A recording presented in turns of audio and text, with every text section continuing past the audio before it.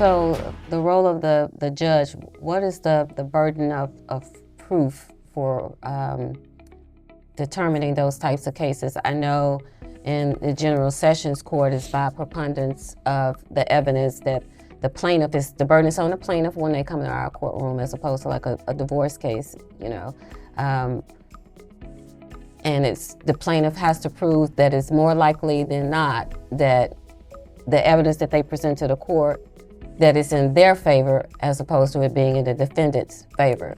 So what are some of the things that you look at, and is that the same standard for divorce cases, the preponderance of the evidence? Sure, so that's generally the standard in the courtroom, and the circuit court is preponderance of the evidence, which for those at home, basically what we look at is if a scale is sitting even and one side of the scale tips up any more than the other side, that means they've proven one thing is more likely than not. So you don't have to prove it 100%, but you have to prove more likely than not and just tip the scales in your favor, which is obviously very different than beyond a reasonable doubt, which we see in criminal court.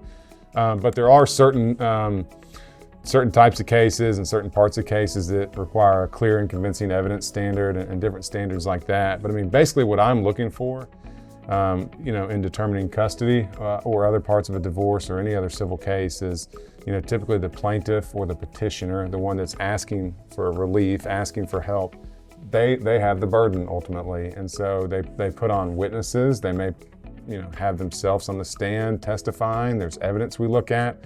But in these divorce cases where there's no jury involved, I'm what they call, just like you are always, the finder of fact and the finder of law. So I have to take into consideration the credibility of the witness who might be on the witness stand, the type of documents they produce, kind of all the circumstances, and just like you do every day, make determinations of fact and then apply the law objectively to those facts. And this is Inside General Sessions Civil Court. We would love for you to like, share, and subscribe to our channel. Thank you.